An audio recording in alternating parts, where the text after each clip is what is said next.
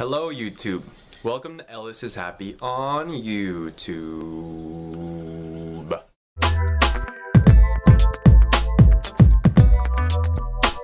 Today we're talking about how to stop living for others. I'm going to start off with a question.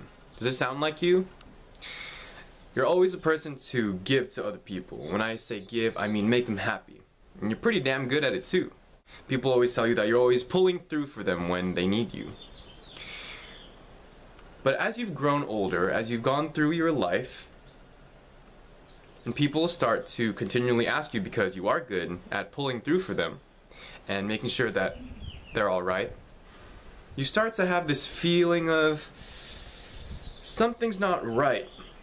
I don't feel as happy or as willing to give to these people as I used to. And you start to feel bad about feeling like that. And you start to wonder why you're feeling like this in the first place. So, does that sound anything like you?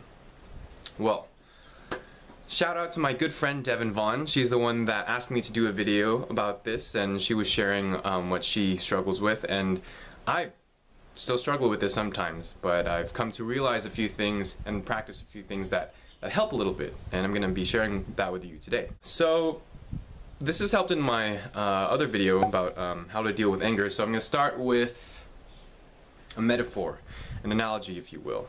So when we're talking about giving to other people, making other people happy, think of, I don't know, Christmas or Hanukkah, Kwanzaa, whatever, or a birthday, whatever you celebrate in which you give a present to other people. In order to physically give someone a gift, you have to have a gift in the first place. And I know trying to relate that to giving to other people in making them happy might seem a little bit abstract, but I challenge you to think about this in just that way, in more of a tangible way. Because as you're giving and giving and giving to these people, you're giving these gifts of love, of friendship, of all these things that you're pulling through for them and giving them, but you're not taking the time to replenish things within yourself, within your mind, in order to give to other people, then you'll find yourself in the situation I was telling you about earlier, about feeling like you don't want to give anymore, feeling like you don't have any more to give. You haven't taken the time to be with yourself, to replenish the mind of all the things that you've been working so hard for other people. Many of us don't take the time to create a relationship with ourselves, and a healthy one at that.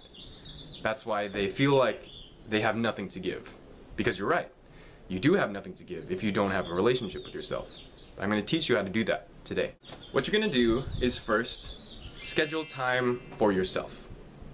And I don't mean just aimlessly be by yourself by doing homework or watching TV or something like that.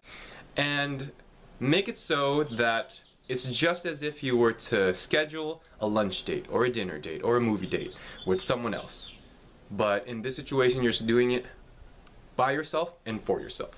I suggest, in terms of the activity, do something that you normally do with other people, like going to the movies or going out to eat. And I know this process might sound a little bit similar to the process of how to deal with anger. It's my video I just did. But it's a little different in that, if you've seen my video, dealing with anger has something to do with the body, you know, going to your body to fix that problem. But when you're trying to create a relationship with yourself, it's more in the mind. So do an activity that allows you to be in the moment in your mind. Not necessarily being about being physical, but being more, again, about being engaged in your mind. So you're going to do that. Schedule a time to be by yourself intentionally. Step 2. Now that you're in this activity, whether it be walking or going to the movies like I've said, or going out to eat, you're going to try to clear your mind of everything that doesn't have to do directly with you. You're going to use this activity to just be in your mind, Don't think about other people, or try not to, as much as you can, and just be engaged in your mind. Now, a few things with this. When you're doing this activity, don't judge what you're feeling. Because I know for a lot of you, this will be scary. This will be terrifying. When I first started doing this, creating a relationship with myself, it felt weird. It felt like I wasn't supposed to do it. This is because we're so conditioned to always rely on other people for company. Rely on other people to be, or always try to be surrounded by other people constantly.